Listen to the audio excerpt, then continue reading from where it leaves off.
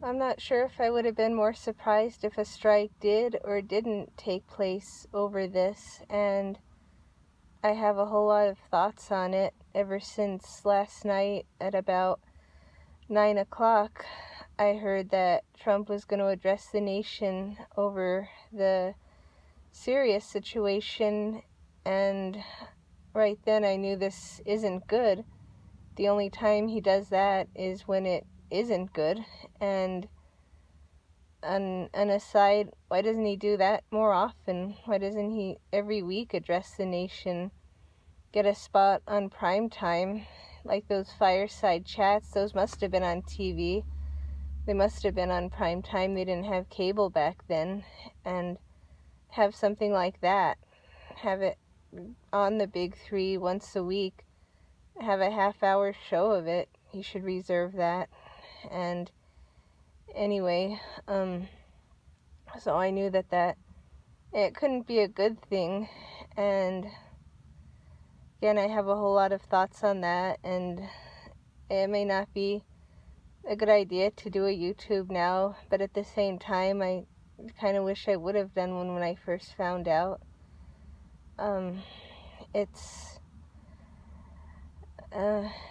don't like this, and I'm one of those. I didn't like the first one either, and that one divided the Trump base, but it was different. I didn't especially dislike it so much during that time. It was just after he had been in about 3 months, and this country was rolling at top speed, about 100%, and the main reason I didn't like it was because I just thought it distracted from this. And I mean, tragedies happen all over the world at any time, and over what were, again, rumors. I don't think Assad did the first one, but for the sake of it, say he did.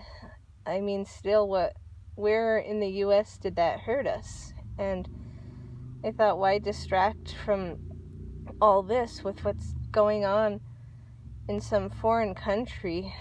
And I thought that might escalate more, and we don't want any kind of war or just any kind of conflict at a time when it was just starting to boom. And from reading like his tweets from 2013 about not going into Syria and such, and it was a surprise then. That was a real big surprise. And a lot of people had convinced me enough to chalk it up to 4D chess. And maybe it was just different. That was the time when the Chinese president was over here and such, and so that I guess that got over. That wasn't that much, but this time, well, a lot of things. For one, he's obviously compromised, and I don't believe that this strike is his doing, and I don't fully blame him. I don't blame him all that much for it, because he's surrounded by neocons, by warmongers, by liberals threatening him. And this happened a few days after his office was raided, and I'm sure they found some blackmail on him, some affairs or some kind of stuff. And even though we say 10 million times we don't care, we could care less when it comes to family stuff and whatnot. I mean, nobody's perfect. Sometimes he may make the wrong decision to try to not have some stuff be made public that shouldn't be anyway. And so basically, after they raided that, all the people surrounding him, they want war, and I'll get into the reason for that. But for now, the ones that are surrounding him that do want war, they pretty much, they threaten him. I mean, we all know that. I mean, it's an open secret. Nobody likes the America First agenda. They threaten him, they blackmail him, and it's obviously something like that. He knows, as everyone else, that we can't prove that Assad did this. It would make zero sense for it to happen. But once again, even if it happened exactly like we're told, it's not our business. 40 people got gassed. A lot of people got blown up by Muslims last week in Germany. If you add up all the Muslim attacks this year alone, it's more than 40. And European women get raped at an exponential pace. That's animalistic. That's literally animalistic. These Muslims rape. That's what animals do. These feminists go on and on about this consent stuff, but then they want to let all these refugees in hordes. They are animalistic, and we don't know for sure who in Syria was animalistic or what. And supposedly that they showed a video of, I guess, Assad's people or whatnot doing it, but a lot say, yeah, of course, it was the rebels dressed up in those kind of uniforms in to do it. It's not conclusive, and we acted without knowing it. And I guess what took me back on the first strike was 2004.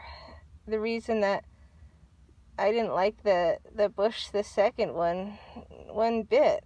I mean, I don't know if what it was, if it just distrust of the government or what. I knew there was no weapons of mass destruction there, and they were sending a lot of our young, strong ones over. I remember that night on the radio when he made that announcement, and that was scary because it was pointless.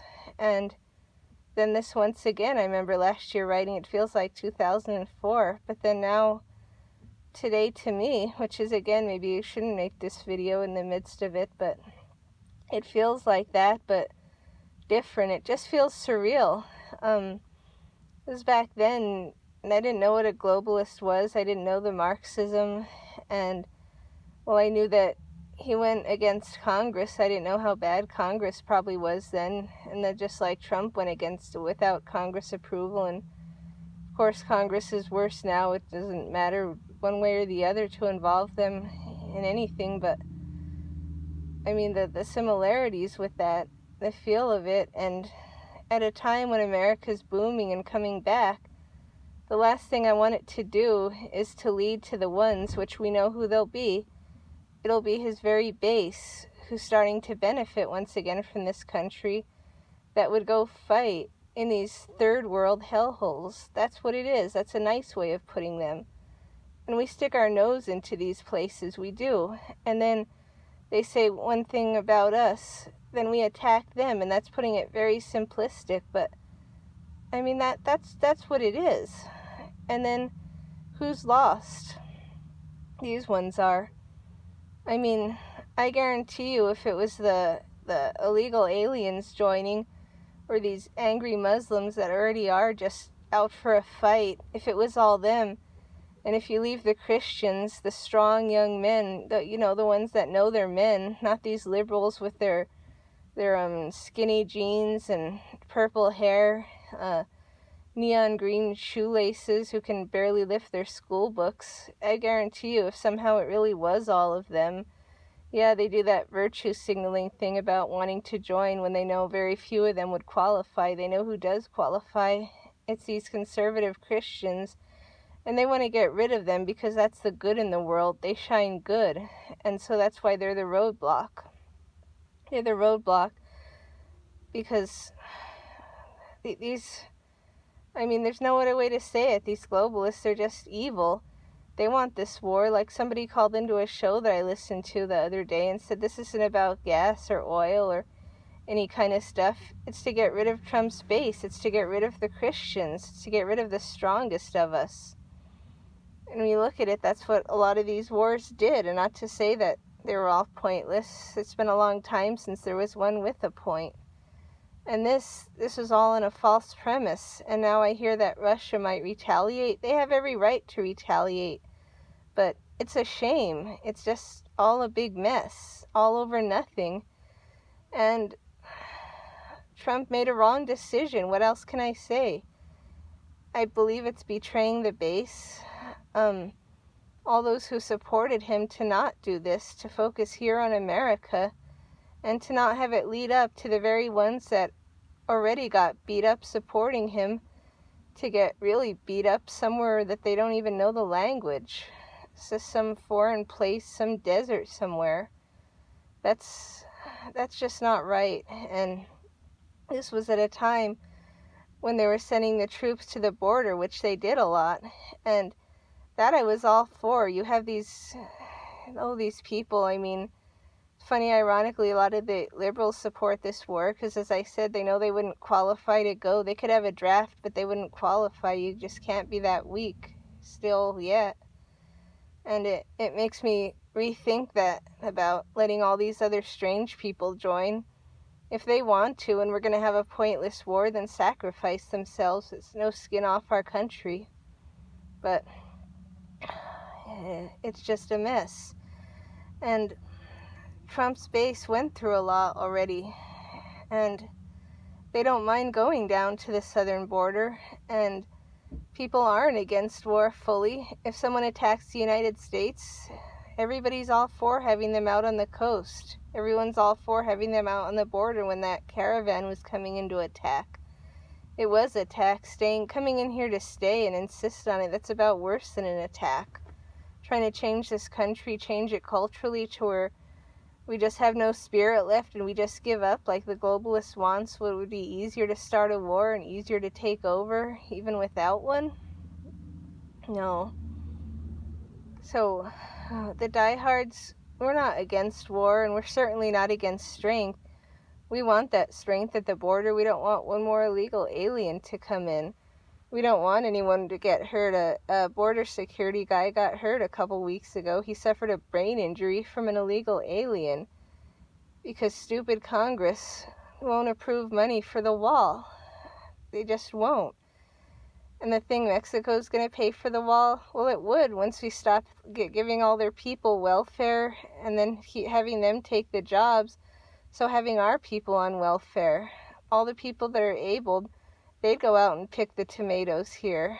It'd pay for it itself, plus all that tax-free money that they just send back over to Mexico through Western Union or whatever.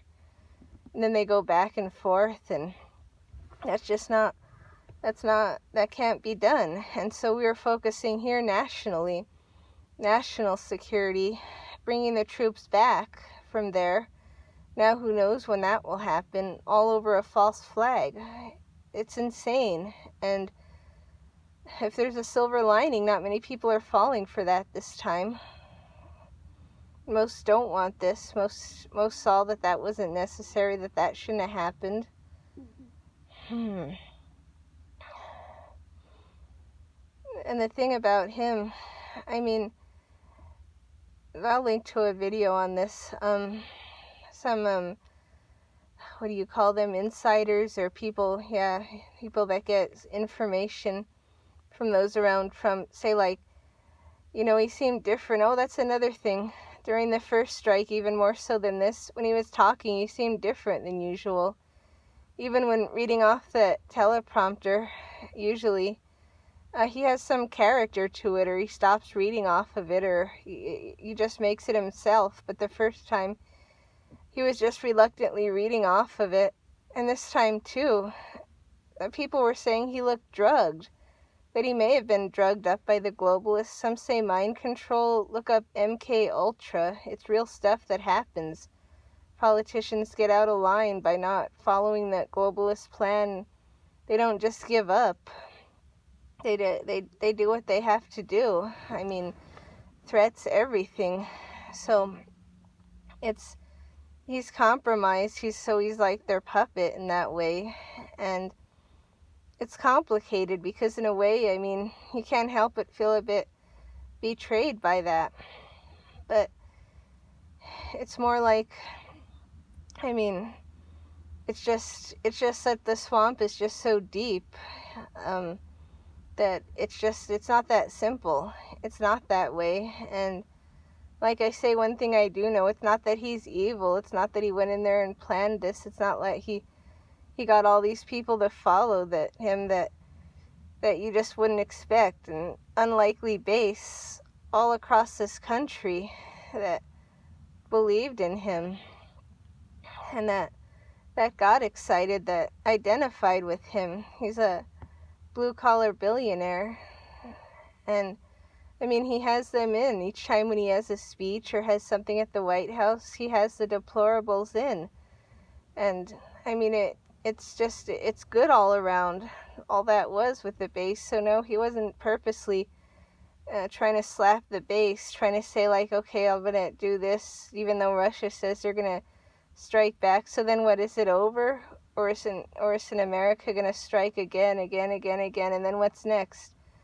I know he's not purposely trying to get the base into some kind of war. I know he's not backstabbing them. I know that wasn't the plan, even though it inadvertently feels like that a bit. But I know that wouldn't be the intention. That's not what he wants. He has the country on his shoulders. He's in a very tough spot.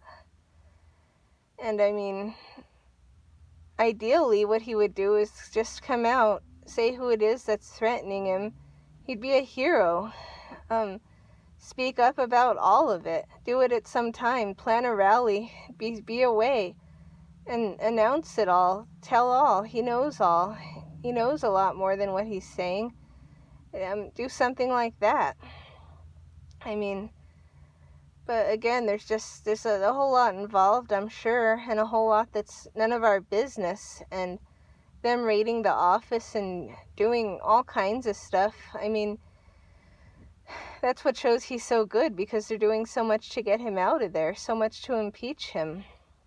Every little thing, going back years, I mean, receipts from donors, from this, from that, I mean, condos that were sold at one time. It's ridiculous, and I'm sure sometimes to himself he wishes he hadn't got into this. I'm sure he's wondering, is this all worth it?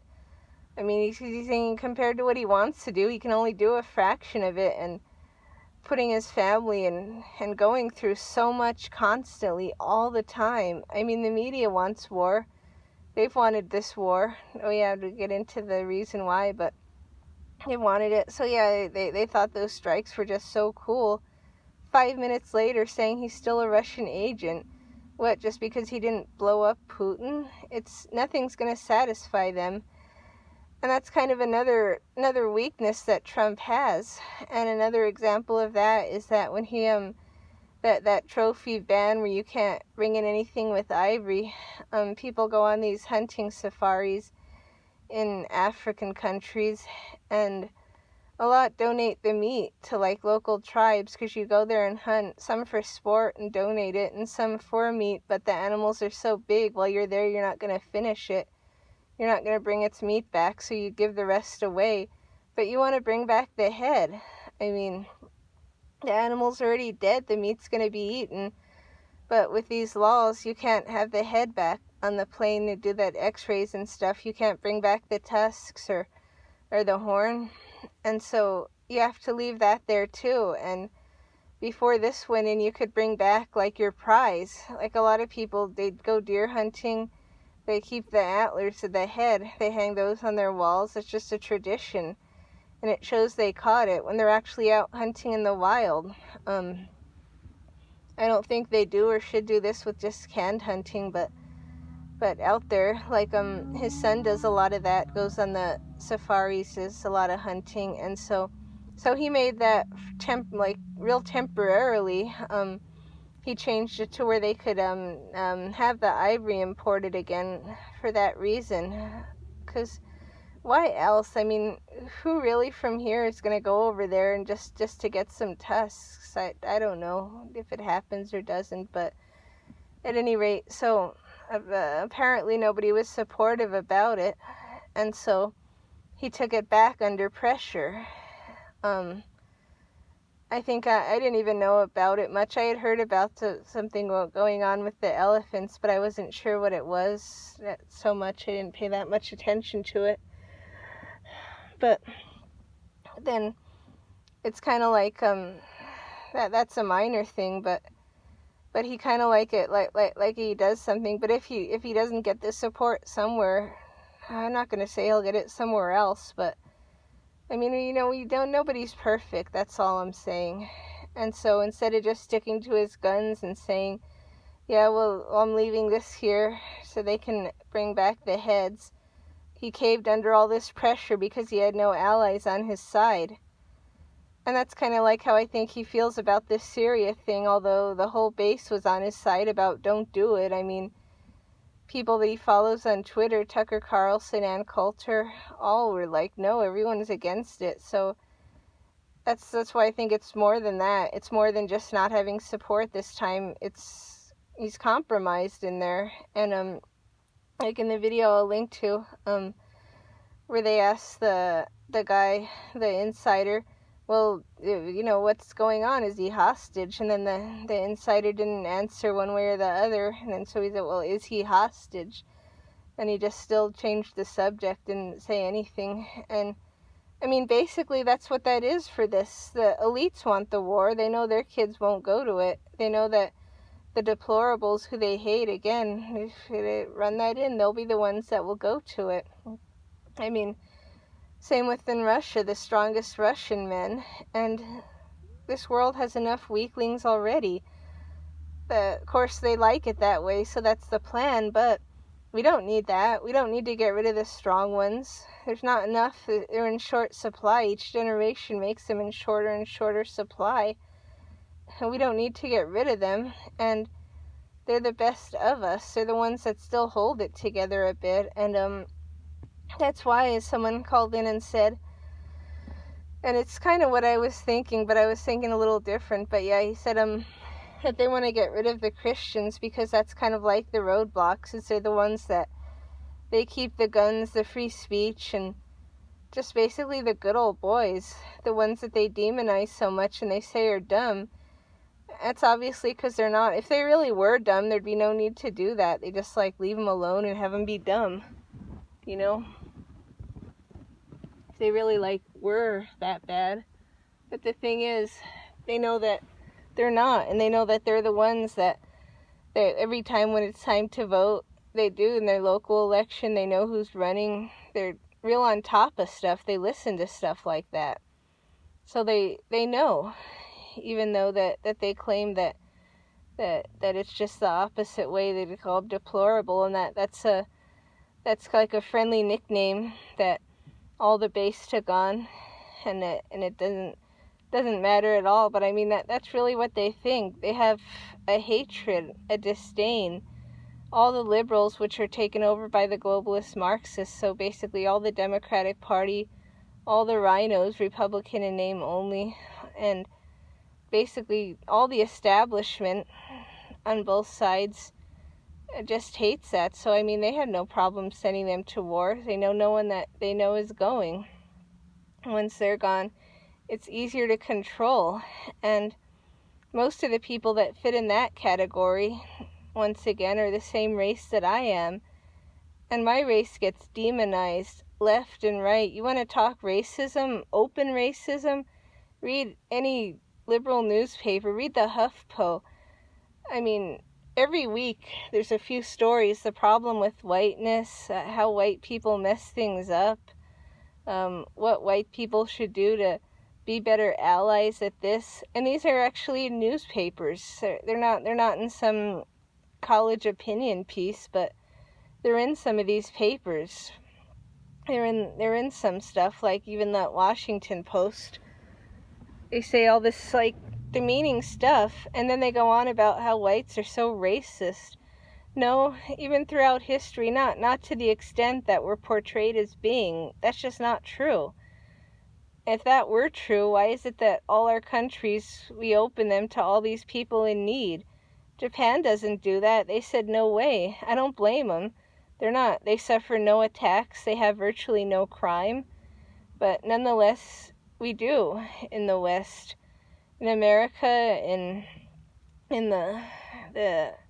in European countries like now, I mean, how do they thank us? Look at what they're doing. Look at how they mess up the cities so much. You bring in these Middle Eastern people. They do. And yeah, I mean, if white people were so racist, why would we keep letting them in like that? Why we're the only ones that stand up for people of other races? They sure don't stand up for us at all. And yet there's such disdain for us, and it's getting worse. It is. That's the only race that you can be openly racist against. And so they want to get rid of us, and that mostly falls into the deplorable Christian. It mostly does. They don't care so much about the liberal ones. They know that they'll probably just somehow off themselves and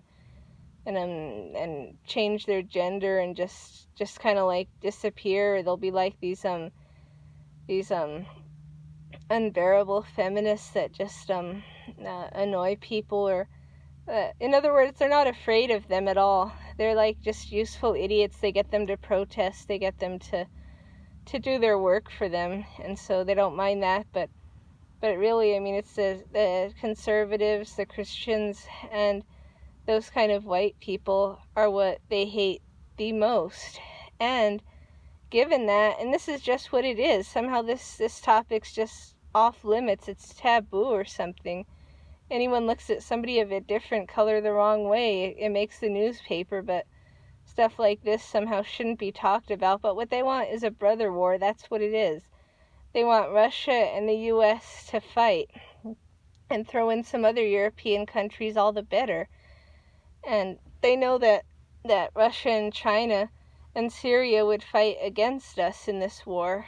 And like they say, I mean, throw in China too, it's all the better. It doesn't have to just be one kind of people, just anyone. I mean, for one thing, in Syria, it's Christians or Muslims, mostly Christians, so they hate them too.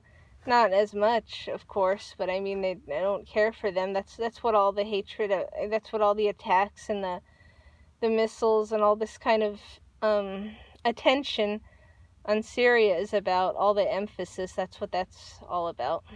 But anyway, yeah, they want this. They want to get rid of the toughest and strongest in all these countries, both of these countries, especially this one where they still speak up and act tough and strong, but have us go against these other ones. And just kind of like last night was a miniature version, but with strikes. You have like France, the UK, you have them putting in some strikes, and Germany somehow said no. They said that they've got enough refugees. They don't want to create any more. That's another thing. Just don't invade the world. Don't invite the world.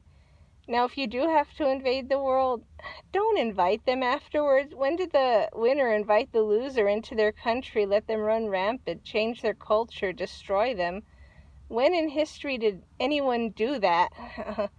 A dying civilization would do that. That's a recipe for disaster. We do that, though. They do that, and that's just something we don't need, and that can be fully preventable. If they need help, like we had said before, give them safe zones in their own home country. See, I don't mind helping people like that. If all they want is help, I don't mind once this country's all rebuilt, such as Detroit, and all these cities get better, all this infrastructure, which could have spent those millions of dollars that those missiles costed, could have spent that on this. And once this country got all fixed, I don't mind helping out that country if they still need a safe zone away, if they're fighting amongst themselves. I mean, but you gotta let people fight if they are. How would we have liked it if when the Black Lives Matter riot each time for a week at a time in cities, how would we like to get strike down? Maybe we should, because we obviously can't control the crime here. But no, that's not what we'd like, so just let them be and sort themselves out. If they ask for help afterwards, then we'll go out and help them. They have all these pilgrimage things, and these people that go help others and stuff. Have some of that. Have them do that. But, you know, this kind of going in, nation building, and all this getting people hurt, getting the best of us killed, just because the globalists have a very strong disdain for us, that's enough of that. And Trump's base is just beyond livid. A lot of them are, and of course some aren't. I guess it's divided again, and I think they're just waking up to that. And the silver lining is, I mean, since they're catching on, the next thing they've got to do is just not go. I mean, just don't. You know, if you sign up for here, for the national security, sign up to protect this country. Nothing that took place over there was a threat to this country. It hasn't been. It hasn't been in living memory. It hasn't been ever, as far as I know, or if it was so long ago. have the military, have all of them be here, because a lot of these young guys, they want to sign up for the military. They like that. And a lot of these ones that fall into this category love the country. But now they're saying, well, they still do, and well, they'll still defend this country. And just like before, how the bikers said and how others said that if the president's in trouble, all he has to do is tell him. And a lot of the bikers, a lot of everyone, that they'll be their first thing. I mean, because they see that there's this coup going on, and they're trying to get rid of him at all costs. So that's another thing, another angle. I mean, they're gonna plant stuff. They're just gonna do all that it takes. So maybe he thought by doing this, he thought it'd get them off of his back. Well, he plays the bad guy, and like he said, he knows that everyone's gonna hate him for that. He knows his own base will turn on him for that. And he took the fall once again, maybe for the good of the country, for what he thinks, so he can do the domestic policy still. He's doing great at that. That's doing absolutely wonderful, that he one-ups himself each month with that. It gets better and better. It surpasses all expectations. And I mean, just like more regulations getting cut the last week. And I mean, it's just amazing. Like, it's just, you can't even name the things. You see the list of all the things he's done here, and it's just like a page long. It's so many things listed, 100 and then more. And I mean, maybe he wants to be sure to be able to keep doing that. And so, unlike these neocons before, no, that's not what he was. And he wasn't like a traitor, and he didn't run to be this way. He didn't realize how tough it would be, and how this stupid, bogus Mueller investigation, where there's nothing at all to it. But, I mean, he's not going to admit that. He's going to get him out somehow or another. Either that, or it'll just last the whole time he's in there.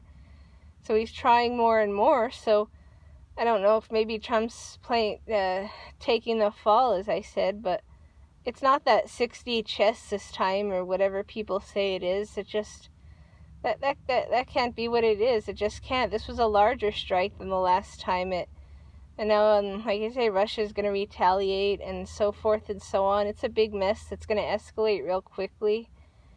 And I mean, a lot of people are pretty upset about it. It's just the strange feeling, as I say. It's just, at a time like this isn't what we need, and they know that. The elites know that. That's why they're doing it. They're trying to just like put a damper on this, put a wet blanket on all this prosperity and all this optimism, to kill the spirit. That's all it takes. You kill the spirit, and which I saw today, which I'll get into. And I mean, it's a shame, but it works. It does. I mean, because after a while you just get tired. You just get tired of all this regular stuff. All these things that they've done. I mean, like when they got Roy Moore, they took that election right from him. And that was that. I heard that last week he's filed a lawsuit against the 14-year-old. And he's getting sued by lawyers from out of state. And they want to have a trial in a different county besides the one that her and him live in, a separate one. And he's saying, no, it should be moved to that one that they're in. Because, of course, that she wants to be in a place where the liberal judges are. And so, like, he's suing her for defamation of character, a separate thing. And I mean, that was just, he didn't need that. They took someone out that was good. And they've done that a lot. And they're trying to do that to Trump. And he didn't get in there to start wars. He didn't get in there to attack other countries. He got in there to fix this one, and he's doing so well at it. And none of the other things worked. I mean, nothing had worked. This Russia thing, it's just nothing, even though they go on and on about an investigation. And that Stormy Daniels, nobody was fazed one bit by it. And then they have to come up with something else, on and on and on. And I mean, he must be tired. That just must be tiring. I know it's tiring for everyone in a way. I mean, we're rooting for him still. But it just, like I say, it's a big mess. I wish he wouldn't have done that. I wish he would have just stuck to his guns. I wish he would have just said, no. I mean, once these guys taste blood, they're just going to get worse. That's another thing. He thinks that it'll just get him off of his back. Yeah, maybe for 2 minutes. Then they're just going to come in and bite harder. They're not going to let him go. They're not going to let him get away with having no war and prosperity in America. Prosperity for the base, which they hate with a passion. They're not going to.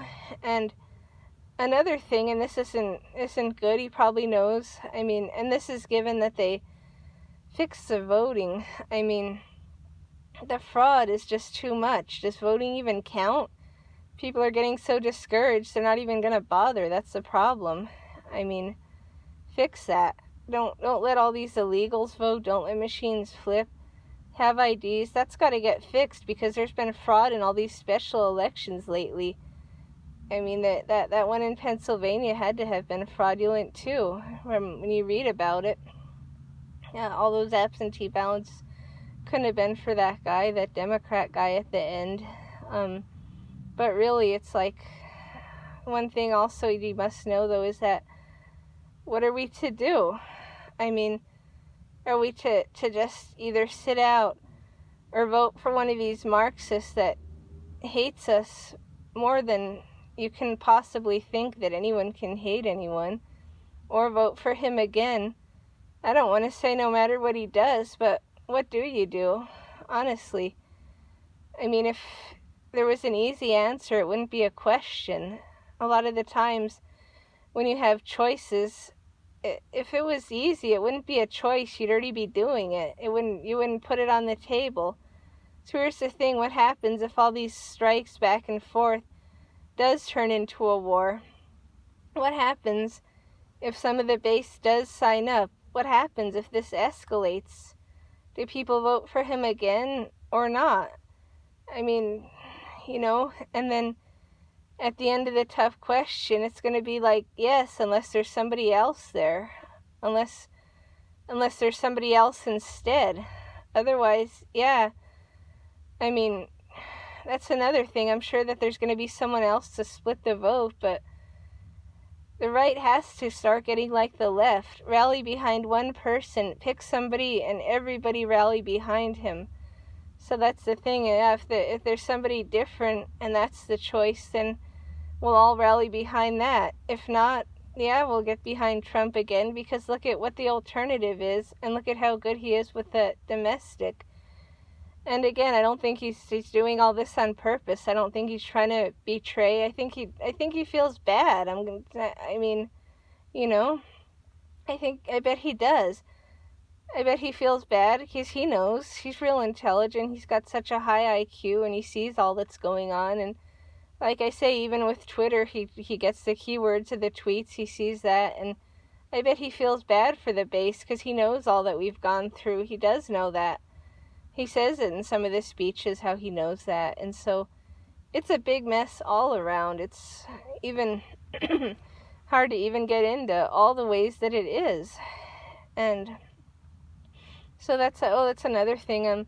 The way he seemed kind of different in some of those tweets. Some think that somebody else got a hold of his Twitter account and tweeted some of it, because one day it was one thing and the next day it was just so different. And he tweets all the time, and it just was a different style. Like normally it's just because Twitter, it's just meant to just write something down real quick, and so it's not, you don't have paragraphs or anything, you only have a certain amount of characters, so he usually doesn't write complete sentences that much.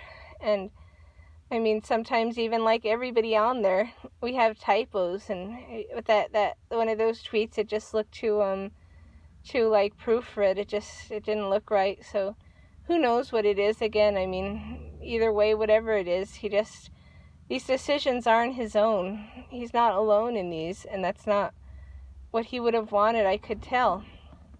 And then, so on to the Second Amendment march that was to take place today.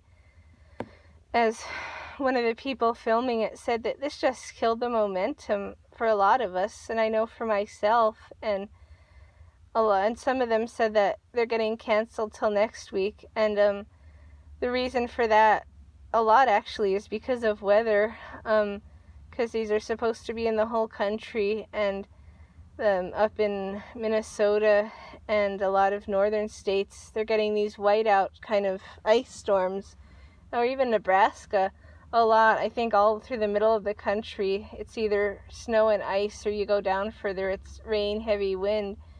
So a lot of them have gotten canceled, postponed. And then a lot of people, it's sad, but they just didn't feel like it. They just weren't in the mood. So then they postponed them too. And some of them, from what I saw on the YouTube, had some turnout. The one in Austin that InfoWars filmed, and the first thing they said too, and this was after I had thought about it since last night and all day, and I just didn't feel like it. I was excited, looking forward to it, but it kills the spirit. And then it's like you get disappointed, because it's like it kills the spirit, but you forget that the Second Amendment is more important than any of this going on. We all know that, but it's a bit much at times. And I mean, I just wasn't too happy of a camper today, and just wasn't feeling it. And so a lot of them, they got postponed, and then even that one in Austin, they're going to have another one, they say. And apparently they've had more of these from time to time, besides just on November 5th, because I looked to see if any of them were live streaming, and I mean, you see some from in different places, like from October 29th and from 2013, so apparently there's rallies, I guess, of different sizes every now and then, and the one in Austin, it seemed to get enough people, and it was striking how different the people were. These guys were standing there, they looked presentable, there was no fighting, there was no screaming, there was no, like, running around and any kind of strange stuff going on, and that's what one of the people said, though, that there's probably would have been more, but that kind of just, like, killed the momentum a lot with the strike, and not even so much the strike. I mean, like, does it affect us here so much that some missiles were used there? No, not really, but it just, what it could escalate into, it pretty much got to us, because it was under false premise, and that a lot of reasons, so it was just kind of a bummer.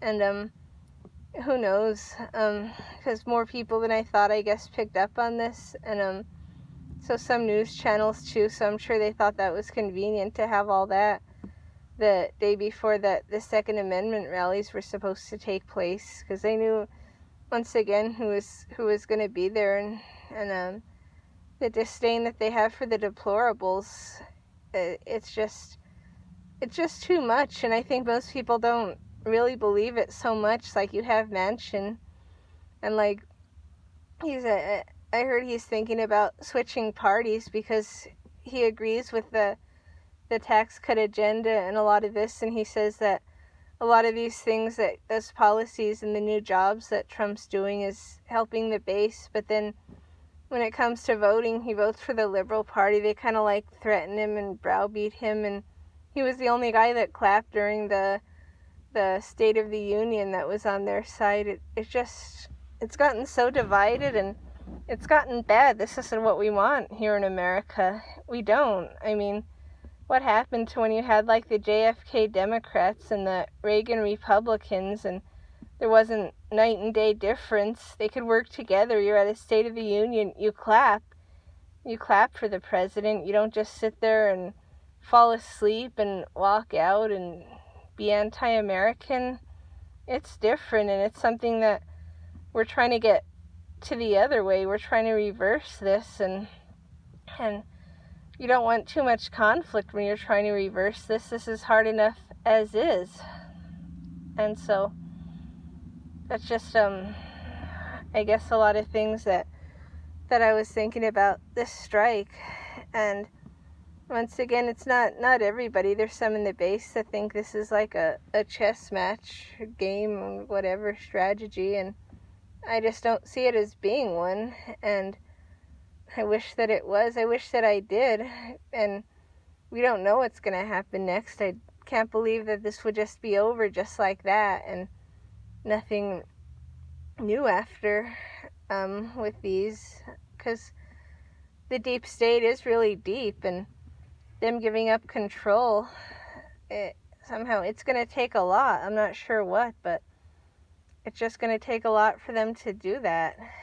And it's unfortunate sometimes. There's not really any answer. And I mean, that's another thing. I didn't watch the whole stream, but the interviewer said he was going to see if people were aware of this strike, to see like just sort of the average person knows, or if it's just people that watch closely, if it's just the base, or if it really is everyone that knows. And I didn't see that much to see, but you kind of wonder that, like if everyone's paying attention these days, regardless of what they think about it, because it's so divided, and because it's hard to get away from the politics, and it can be stressful at times. And this, like I said, I shouldn't be surprised about it. I would have been surprised either way. It would have been like too much if we could just leave these people alone and just like stop it. Just don't intervene with something that's none of our business, and just like, not disrupt this momentum here. I guess that just would have been too good, because things are going real good. And I mean, they still are, they still can be, and I hope that we just hope for the best. Like they say, oh yeah, another reason is if there needs to be another reason, but I mean, all this they have out for Trump, just like so much. But a lot of people, like that Alabama football team, when they went to the White House because they won the championship a couple months ago, and so when they were in there, they all went into a huddle and they prayed for Trump there in the middle.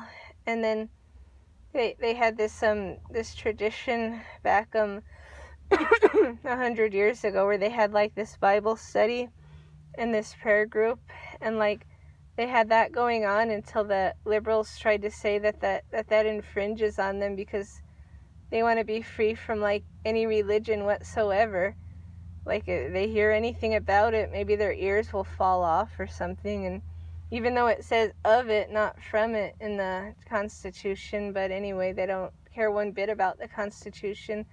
So they stopped having that. But now that the Trump administration brought it back, and they say that it's unlikely, because like he's doing a lot for other people, and so he's getting better himself throughout it. And so they have people in there like Carson. He's under attack big time too. They're trying to have lawsuits against him and such, because he said that he's going to cooperate with ICE and not have the illegal aliens join the HOOD program, and so that they have it out for him. But anyway, he leads these prayer groups in the White House again, like they used to have, and then they have all this Bible study, and then that Trump attends it, and Pence and whatnot. And so they're just trying to get on him, because he's having some kind of tradition and some kind of values that this country has, that people they benefit from the values regardless so much of what they do on their own. You have this religion in every country that should have one. It becomes part of their country. And that's the problem with these Muslims. When they come here, they want to bring their own. And okay, yeah, you're free to. I mean, but they kind of take that a bit far. Like it'd be nice just to have some assimilation, to have some overall values, and the ones the country was founded on would be nice. And so anyway, I suppose we'll see what comes of this in a couple days, to see if all this, what I said, turns out to be different, or what. Things happen so fast that about half a day is what a month used to be. So I guess we'll see about that next time.